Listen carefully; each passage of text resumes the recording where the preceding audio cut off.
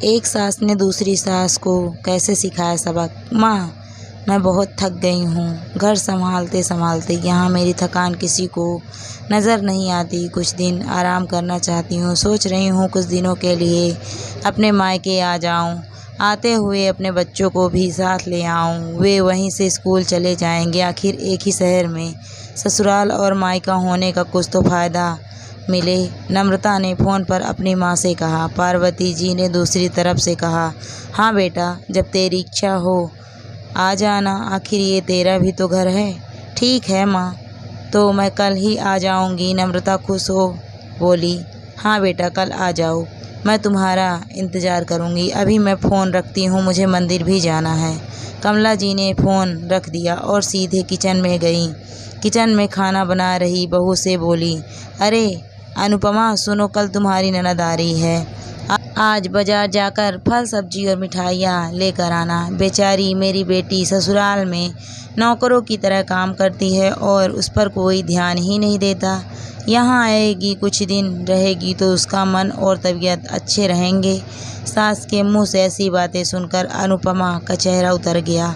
वह मन ही मन सोचने लगी, काश आपको मेरी थकावट भी नज़र आती। मैं भी दिन रात झाड़ू पोंछा, बर्तन, खाना बनाना, मार्केट जाना और हर काम करती हूँ जिससे हमारे परिवार वालों को कोई दिक्कत ना हो।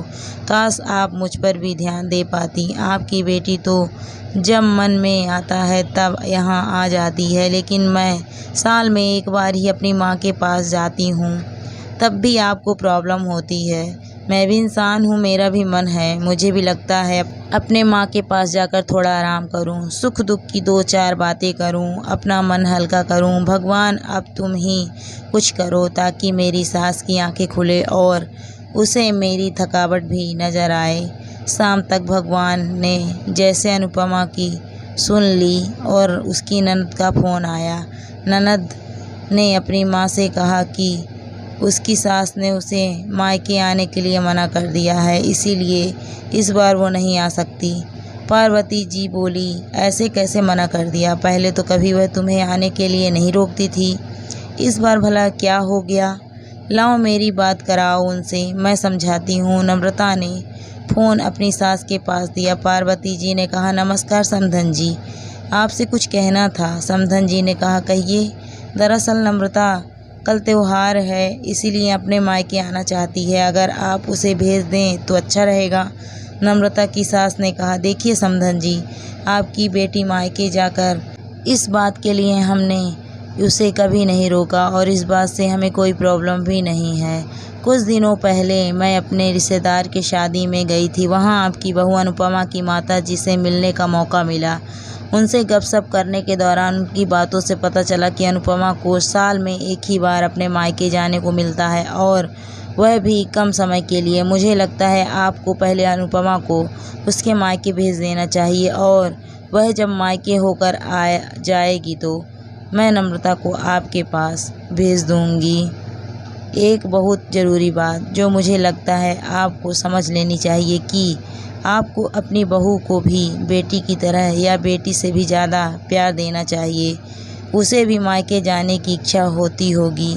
हो सकता है नम्रता के वहाँ आने से उसकी आवभगत करने के लिए आप उसे उसके मायके नहीं भेजती होंगी, या फिर वह आपसे कुछ कहने से अभी डरती हो। अगर आप उसको घर में ही कैद रखेंगी तो एक दिन ऐसा आएगा जब वह आपके खिलाफ़ बोलने लगेगी, फिर वह आपकी सुनेगी भी नहीं और जब चाहे तब अपने मायके जाएगी। ऐसी परिस्थितियां आएँ, इससे अच्छा है कि आप ही कुछ बदलाव अमल में ले आएँ जिससे आपका रिश्ता और रिश्ते की मिठास खराब ना हो।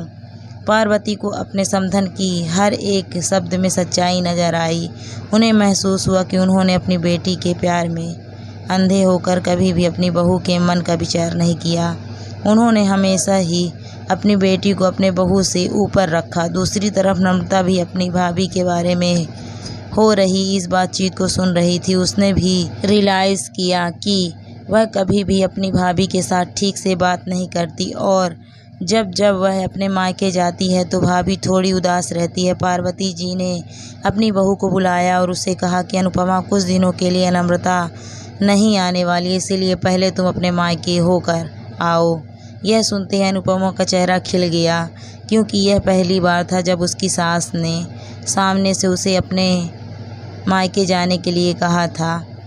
अगले दिन अनुपमा अपने मायके गई और इस बार 1-2 दिन के लिए नहीं, पूरे हफ्ते भर रहकर आई। अपने माँ बाप से, अपने रिश्तेदारों से मिलकर आई और जब वह लौट कर आई तो उसका चेहरा खिला हुआ था, उसकी आंखें चमक रही थी। अनुपमा के आने के बाद नम्रता भी अपने मायके आई और इस बार वो खुद सामने से अपनी भाभी से खुशी खुशी मिली और अच्छे से बात की। नम्रता ने अपनी माँ से बात करके उसे भी अच्छे से समझाने में मदद की कि वह कहीं न कहीं अनुपमा के साथ गलत व्यवहार कर रहे थे। दूसरी तरफ अनुपमा अपने ससुराल वालों के बदले रवैये से बहुत खुश थी। अब वह खुशी खुशी सबका ध्यान रखती और हर काम प्यार से करती।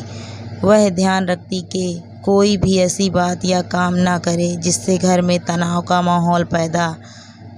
पार्वती भी अपनी बहू को खुद ही समय समय पर मायके भेज दिया करती। एक छोटे से बदलाव ने सास बहू और भाभी ननद के बीच के कड़वाहट को दूर कर दिया और रिश्तों को और भी ज़्यादा मीठा और मजबूत कर दिया। दोस्तों, इस कहानी पर आपकी क्या राय है? कमेंट करके ज़रूर बताइएगा। अगर कहानी अच्छी लगी तो वीडियो को लाइक ज़रूर करें और शेयर करना ना भूलें।